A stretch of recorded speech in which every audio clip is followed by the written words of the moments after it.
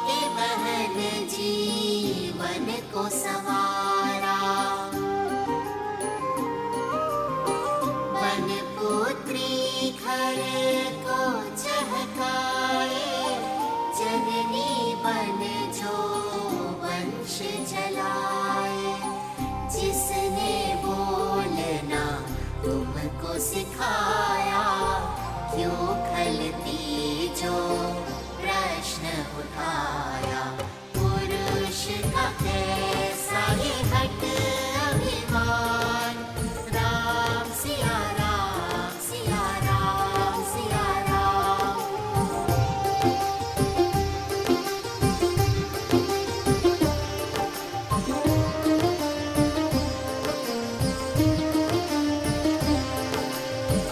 अर्धांगिनी जिसे शिव ने बताया, देवों ने भी शीश नवाया। हर नर की शक्ति वो नारी, पुरुष के सम जीवन अधिकारी। उसके नयन से जल जो बरसे, सृष्टि सुख सामर्थ्य को तरसे। कर खंडित उस नारी का मान, अधिकार नहीं भजना श्री राम। नारी का मान चाहे सिया राम, राम सिया राम सिया राम सिया राम, राम सिया राम सिया राम सिया राम। सरपंच जी, ये मान सम्मान और ये पद हमने आपको दिया है ताकि आप हमारा भला कर सकें, ना कि हमारे घर की स्त्रियों को अकारण दंड दें। सरपंच जी ने अन्याय किया है। ऋषि कुमारों की बात उचित है। जहां स्त्रियों का सम्मान न हो, उनकी भलाई की चिंता न हो, वो समाज कभी आगे नहीं बढ़ सकता। हम इस सरपंच को नहीं मानेंगे। अब जिस स्त्री ने अपने अधिकार और सम्मान के लिए ध्वनि उठाई है, वो हमारी नई सरपंच होगी। हाँ, यही है हमारी सरपंच। यही है हमारी सरपंच। हाँ, यही है हमारी सरपंच। यही है हमारी सरपंच। ऋषि कुमारों, आपके कारण हमारी सोच से अधर्म और अन्याय का आवरण हटा। कृपया कर हमारी नई सरपंच का अभिषेक करें। हाँ, आप ही अभिषेक करें। हाँ, आप ही अभिषेक करें। अद्भुत पुत्रों, अयोध्या पहुंचने से पहले ही राम राज्य की कल्पना को सार्थक कर दिया। आयुष्मान भव। जय श्री राम। जय श्री राम। जय श्री राम। जय श्री राम।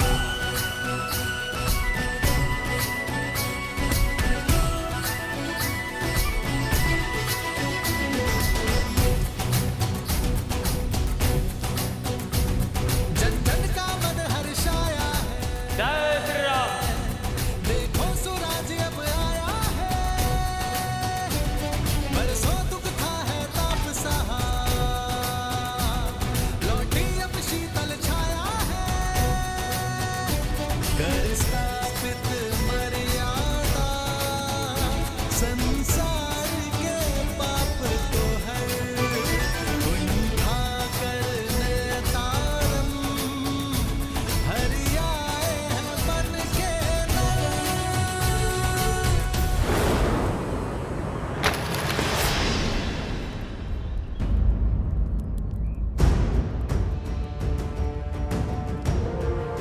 लवकुश,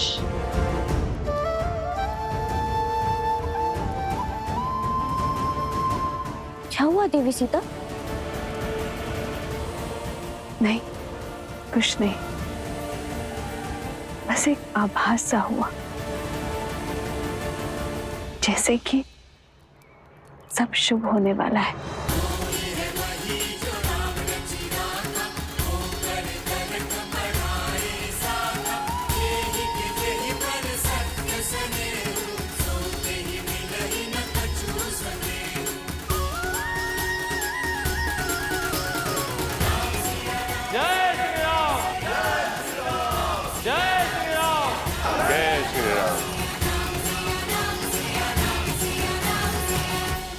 कोई कर्म जो मन को प्रफुल्लित कर रहा है, मानो जैसे जैसे शीघ्र ही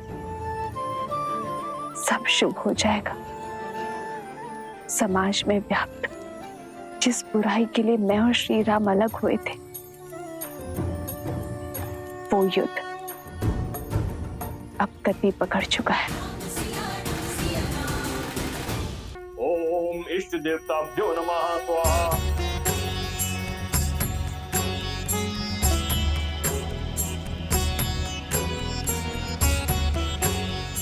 भैया,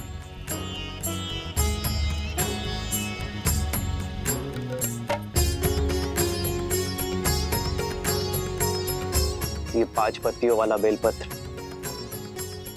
बहुत दुर्लभ होता है लक्ष्मण। कभी कभी प्राप्त होता है और वो भी सहयोग से, और आज ऐसे ही किसी शुभ सहयोग से मेरा मन प्रफुल्लित हो रहा है लक्ष्मण। मानो जैसे मेरा मन हर दुविधा से दूर हो, हर संकट से परे हो।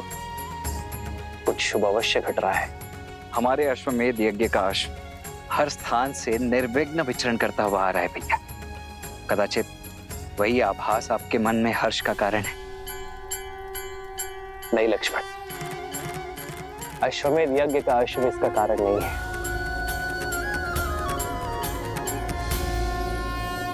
बल के 2 प्रकार होते हैं। एक वो जहां हम विरोधी को गिराकर उसे हराकर स्वयं को शक्तिशाली सिद्ध करते हैं, और दूसरा वो जहां हम अनुचित सोच को गिराते हैं, कुविचारों को हराते हैं। यदि यह अश्वमेध यज्ञ शक्ति का प्रतीक है, तो ये मेरी आशा है कि जिस कारण मैं और सीता भिन्न हुए, वो कारण ही समाज से मिटा दिया जाए।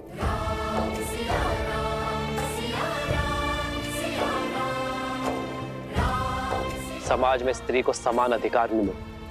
जब जब कोई स्त्री पर लांछन लगे, तब तब उसका पति उसके साथ खड़ा रहे। उसे किसी राजा या किसी न्याय के पास जाने की आवश्यकता ही ना पड़े।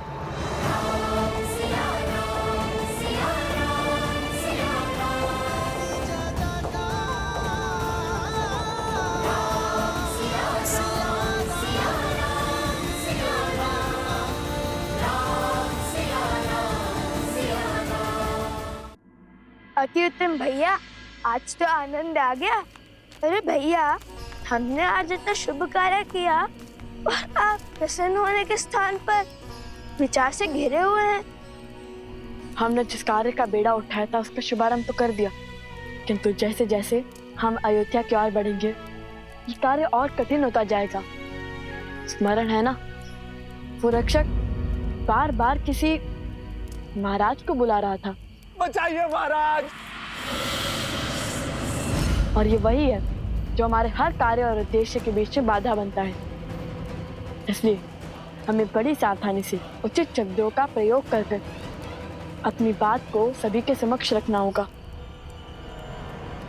श्री राम के राम राज्य की कल्पना को हम इसलिए सार्थक नहीं करना चाहते ताकि हम अपने माता पिता को वापस पा सके, अपितु इसलिए कि हमारी माता ने जो लांछन का विषैला घूंट पिया है, वो संसार के लिए उदाहरण बने।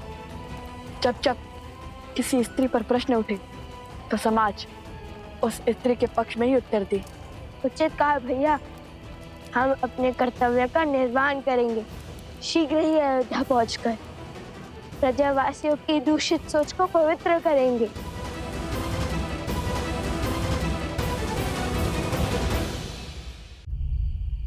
श्री राम के राम राज्य की कल्पना को हम इसलिए सार्थक नहीं करना चाहते ताकि हम अपने माता पिता को वापस पा सके, अपितु इसलिए कि हमारी माता ने जो लांछन का विषैला घूंट पिया है, वो संसार के लिए उदाहरण बने। उचित कहा भैया, हम अपने कर्तव्य का निर्वहन करेंगे। शीघ्र ही अयोध्या पहुंचकर प्रजावासियों की दूषित सोच को पवित्र करेंगे। पुत्रों, अंधेरा हो चुका है। आज रात्रि हमें यहीं रुकना होगा। जी गुरुवर। जी गुरुवर।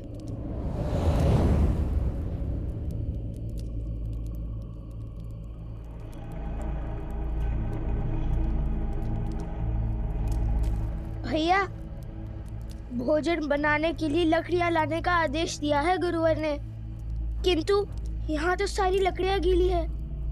देखिए भैया।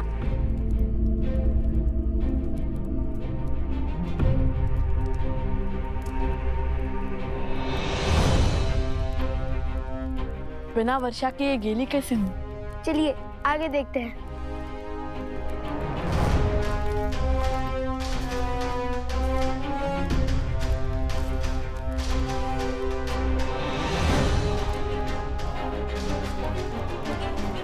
भैया ये भी गिरा है।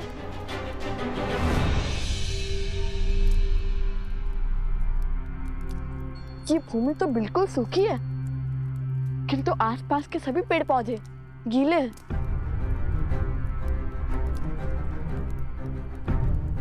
ये कैसे संभव है? ये कैसी वर्षा है?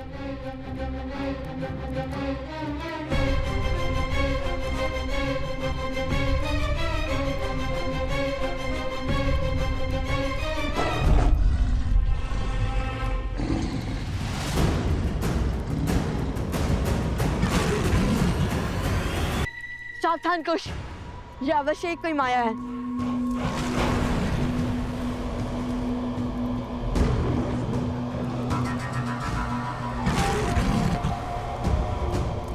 चलो चलकर देखते हैं।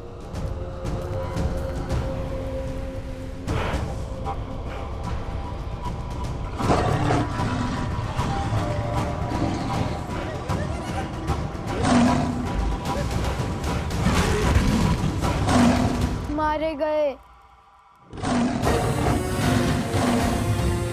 भैया इतना विशाल, इतना क्रूर, ये सिंह है या साक्षात यमराज?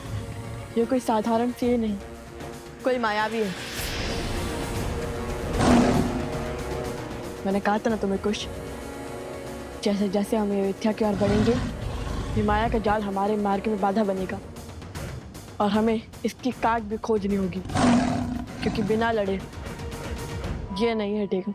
अरे भैया, जो वीर अपने पिता मेधावी महाराज श्री राम के सामने भयभीत ना हुए, इतने बड़े बड़े योद्धाओं के सामने डटे रहे, उन्हें एक सिंह क्या हराएगा?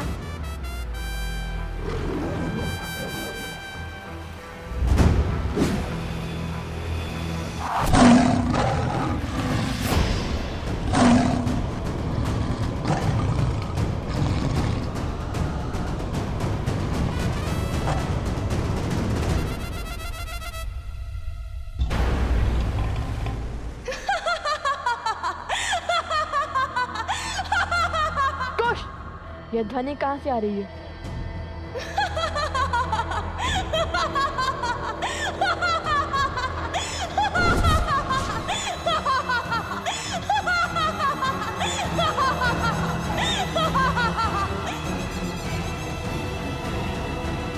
लो कुश, जानती हूँ कि हर माया की काट खोजने में सक्षम हो तुम दोनों, लेकिन इस बार मैंने ऐसी माया रची है जिसकी काट असंभव है। असंभव। चुप कर, बात करने वालों पर इतना अभिमान शोभा नहीं देता। बताओ कौन है तुम, क्यों आई हो, अपना परिचय दो, क्यों हमारे मार्ग में बाधा बन रही हो, सामने आओ। यदि अपने प्राण प्रिय है तो हमारे मार्ग से हट जाओ। स्वयं को बहुत बड़ा धनुर्धारी मानते हो ना, किंतु हर महान व्यक्ति के उद्देश्य भी महान होते हैं, जैसे धर्म की रक्षा करना।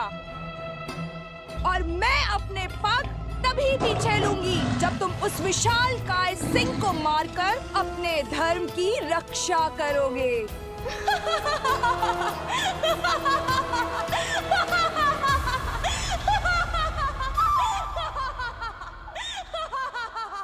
भैया, यहाँ पे तो बहुत सारे मार्ग हैं। हम तुम्हारी संतुष्टि के लिए इस सिंह के मुंह में क्यों जाए? खड़े रहो यहीं। भैया, हम किसी और मार्ग से चले जाते हैं। चलिए भैया। अरे, इतने बड़े शूरवीर होकर इतने से सिंह से भयभीत हो गए। तनिक समीप जाओ और देखो दांव पर क्या लगा है।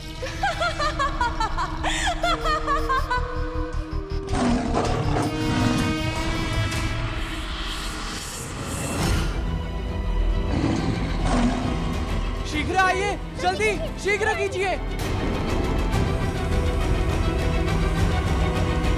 ये तो सोमकर्ण, उपगुरु अवत्सरा और भाभी श्री प्रस्ता है। किंतु ये सब यहाँ कैसे?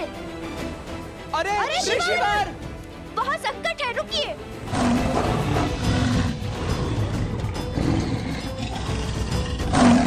नहीं, रुको।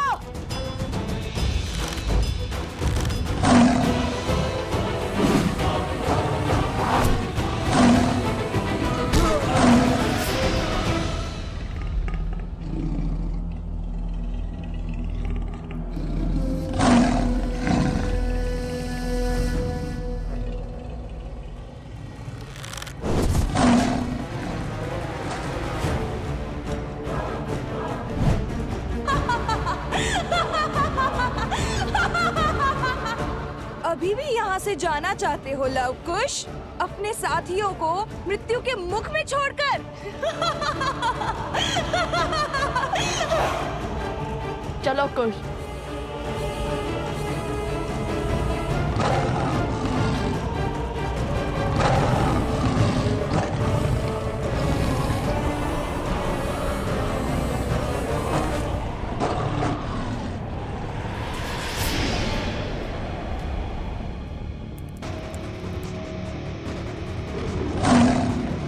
ये सिंह उस और किसे? लव कुश?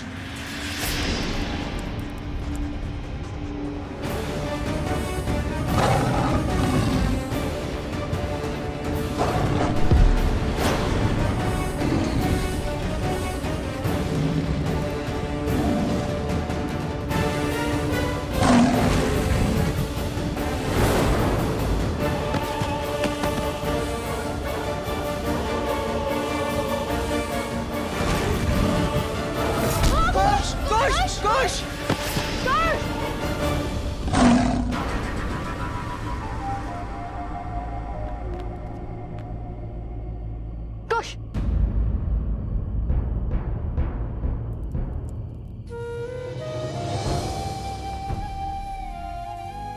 कुछ नहीं हुआ भैया, ये तो केवल एक खरोच है।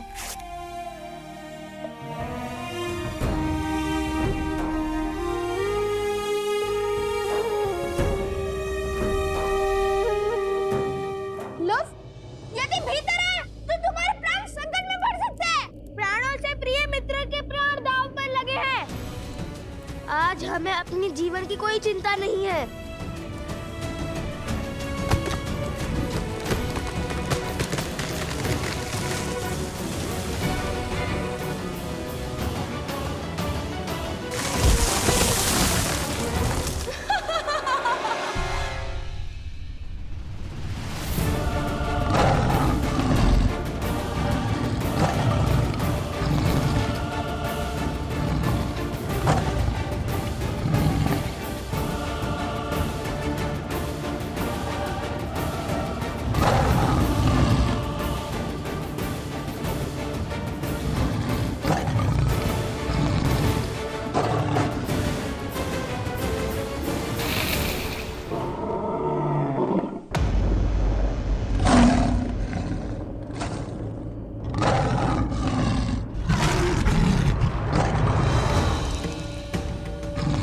मार्ग से हटो मायावी पशु।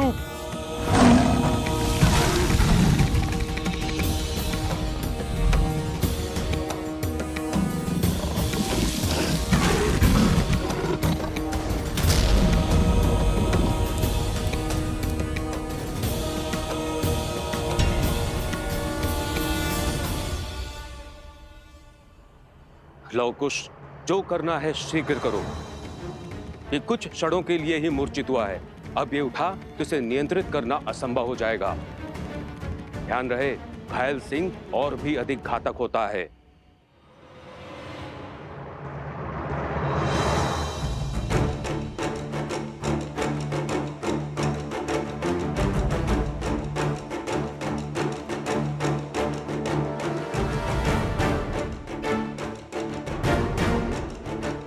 इसने तो पूरा मार्ग भी अवरोध कर दिया है। हमें इसके ऊपर से जाना होगा। आप यहीं रुकिए गुरुवर, हमारी प्रतीक्षा कीजिए। हम वहां पहुंचकर आपको बुला लेंगे। क्या हुआ कुश, भयभीत हो गए? माना कि इस पर माया की गई है, किंतु है तो ये भी एक पशु ही ना।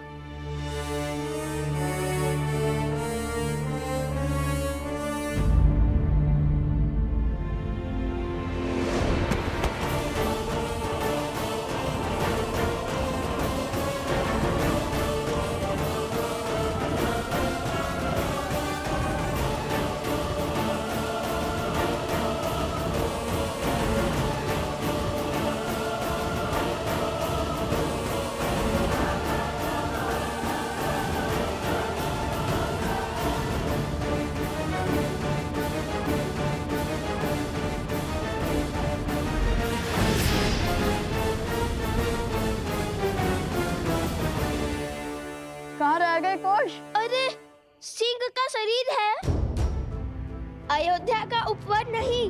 वे सरलता से आगे बढ़ा जाए और ये सांसें इतनी तीव्र ले रहा है कि लगता है कि भूकंप आ रहा है। इतनी बातों का समय नहीं है कुश, शीघ्र चलो।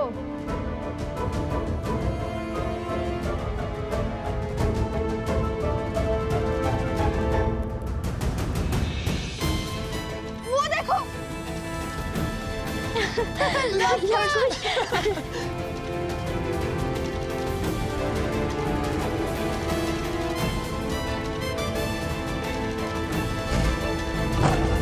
भैया! कुश! कुश! कुश!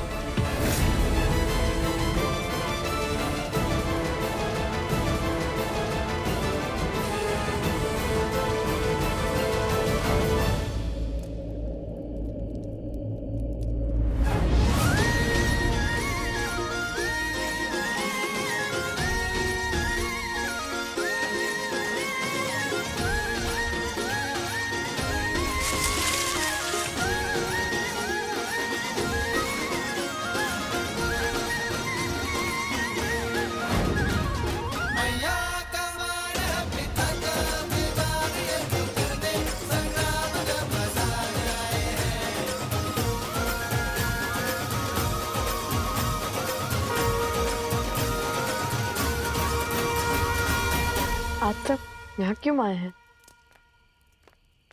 तुम दोनों के लिए। हमारे लिए? हमारे लिए? हाँ, देखो, सुग्रीव, जामवंत, विभीषण,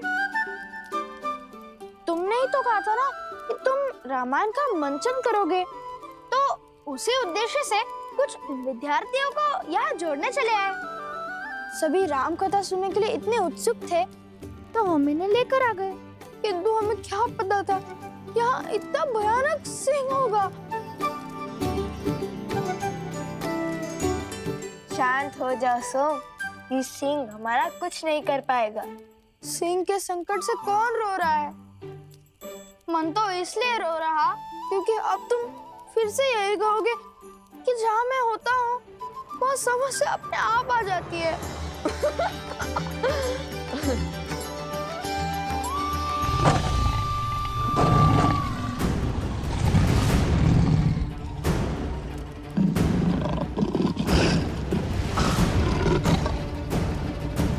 समय बीतने को है, सज रहो।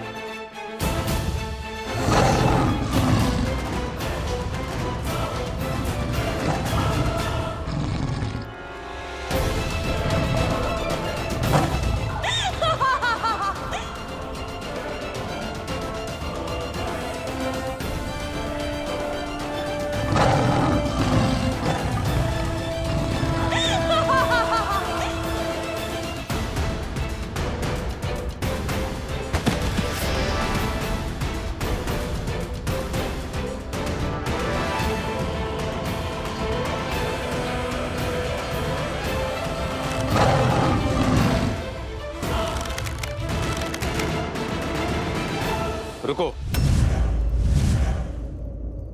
प्रहार से पहले सत्य का पता लगाना आवश्यक है, क्योंकि इतने विशालकाय सिंह का इस संसार में होना असंभव है, क्योंकि इसके पीछे अवश्य कोई माया छुपी है।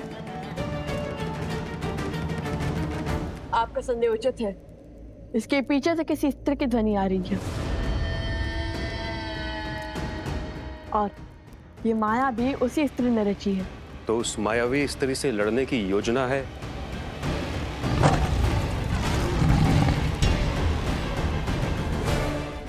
अभी बताते हैं।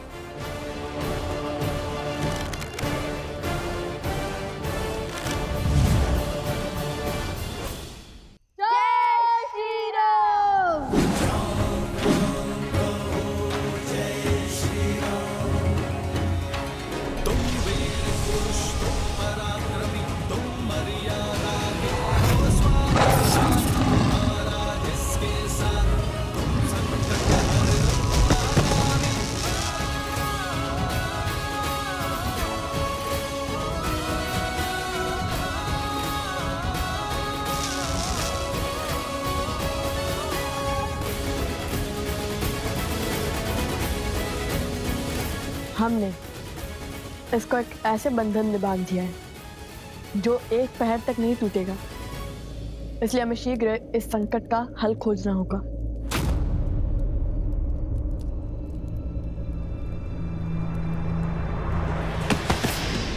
कुश!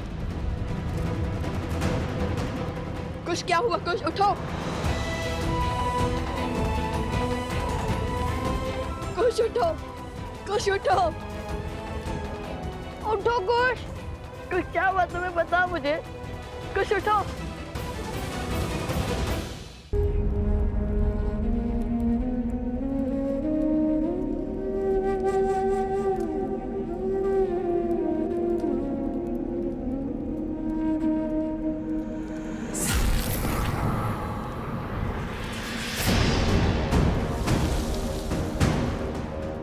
ये क्या? शेर के पंजे से। ये अवश्य कोई मायावी शक्ति है और उसका विष कुश के शरीर को पीड़ा दे रहा है। यदि इसका शीघ्र उपचार नहीं हुआ तो कुश का प्राण संकट में पड़ सकता है।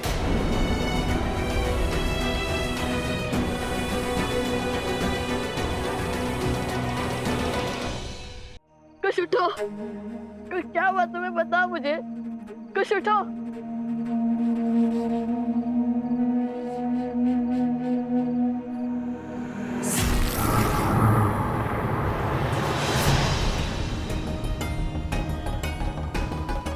ये क्या?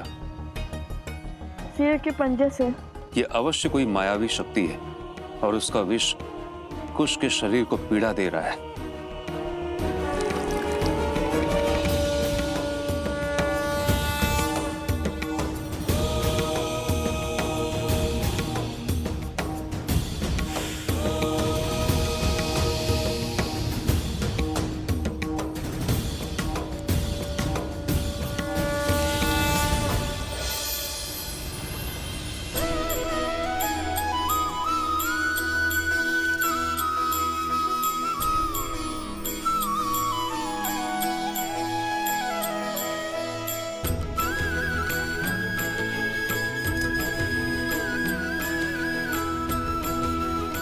मुझे पहले क्यों नहीं बताया कि तुम्हें इतनी पीड़ा हो रही है? तो आप अकेले इसी ऐसे बैठ जाते ना भैया।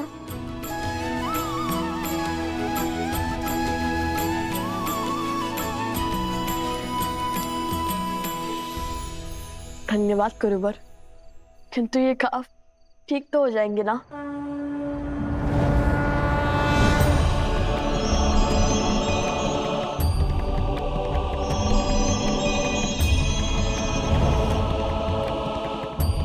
पुत्र, यहाँ एक श्रापित रत्न है जिसके उपयोग से प्रकृति को नियंत्रित किया जा रहा है और उसी मणि का उपयोग इस सिंह पर भी हुआ है। इस माया की गांठ उस मणि का अंत है और तभी कुश का घाव भी भरेगा। जब तक उस श्रापित मणि का अंत नहीं होता तब तक कुश के शरीर के भीतर ये मायावी विष फैलता रहेगा। बताइए, कहाँ है वो मणि?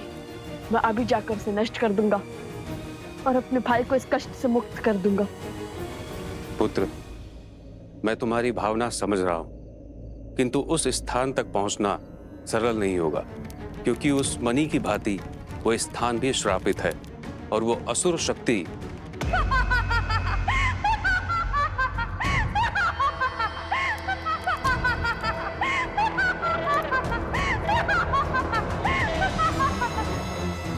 असुरी शक्ति अर्थात मैं, और मैं इन लोगों को यहाँ तक कभी नहीं पहुँचने दूंगी। और यदि वो इस पद पर पहुँच भी गए तो केवल कुछ क्या, तुम्हारी मृत्यु भी निश्चित है। देखना, एक दिन तुम्हें इसका मूल्य चुकाना होगा। मेरे भाई को इस दशा में पहुंचाने का तुम्हें पछतावा होगा। हमारे पास कितना समय गुरुवर? जैसे जैसे भोर समीप होगा, कुश की पीड़ा बढ़ती जाएगी और जैसे ही सूर्य की पहली किरण कुश के घाव पर पड़ेगी, वो जल उठेगा और फिर मैं एक पैर के भीतर लौटूंगा। मुझे आशीर्वाद दीजिए। आशीर्वाद दे ऋषिवर। नहीं कुश, तुम कहीं नहीं जाओगे। मैं जाऊंगा और मणि को नष्ट करके आऊंगा। तुम्हें मुझ पे विश्वास नहीं है? भैया, जब स्वयं महाराज राम पिताश्री महर्षि विश्वामित्र के साथ असुरों का संहार करने जा रहे थे, तब क्या उन्होंने श्री राम से अनुमति मांगी थी? तो कुछ वो भिन्न है। भैया, बिना आपके मैं कहाँ और बिना मेरे आप कहाँ। हम लवकुश तो राम लक्ष्मण की भांति एक दूसरे की आत्मा है ना। मैं भी तुम लोगों के संग चलूंगा। ऋषिवर, आप कृपया करके यहीं रुक जाइए। इन सबको आपकी आवश्यकता होगी। चले भैया। एक क्षण। एक मुख सूरज, एक मुख चंदा, दिए सिया के सुख आनंदा। एक एक आत यमज युगला, जानकी सुत रूप लव कुश बोला। अरे एक लकड़ी से इतने विशालकाय सिंह का सामना कैसे करेंगे हम? तुम कल माता सीता ने तो एक तिनके से रावण जैसे पापी को स्वयं से दूर रखा था, तो हमारे पास तो पूरी लकड़ी है। माता कहती है कि मानव की सच्ची शक्ति उसके विश्वास में होती है।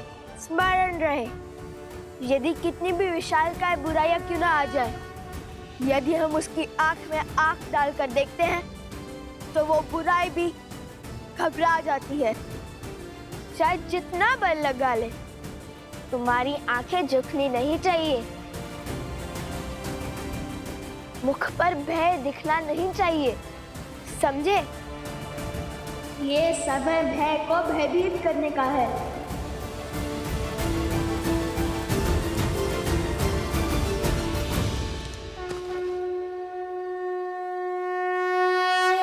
विजयी भव।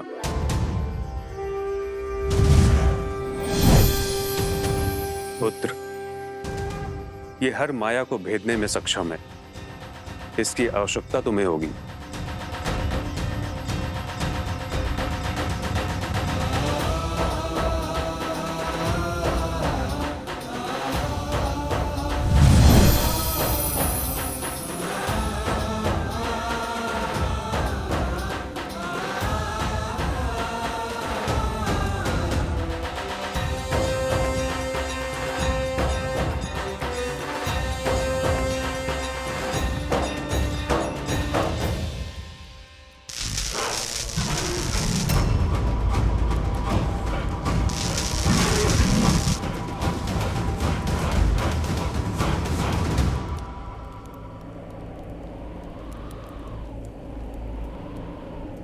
गुरुवर ने कहा था कि हमें ध्रुव तारे के पीछे चलते जाना है और उससे 5 कोस दूर हमें एक घना वट वृक्ष मिलेगा।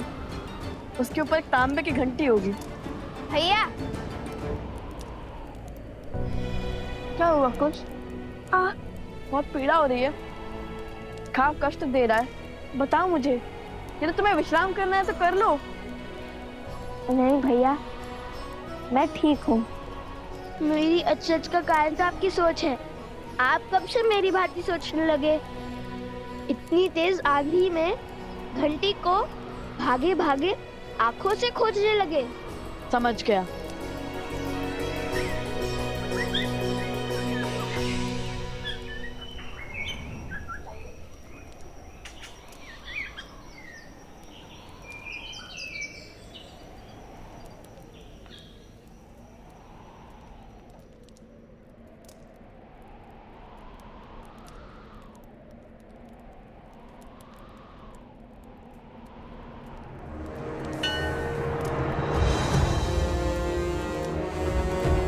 वहां उस ओर।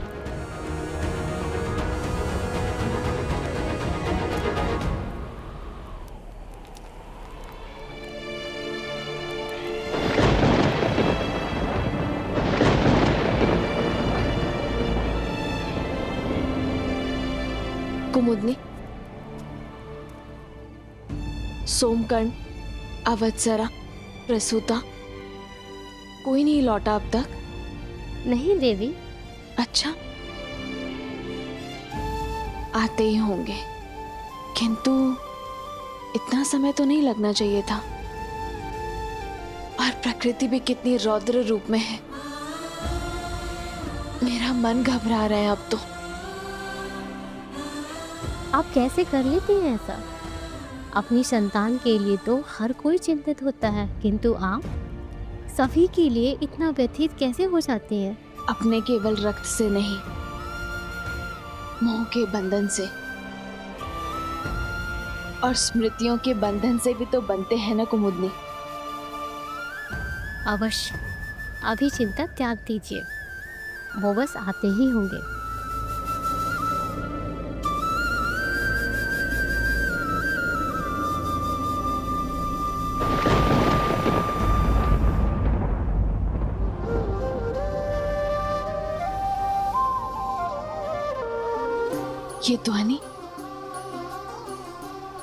ये ध्वनि कहाँ से आ रही है?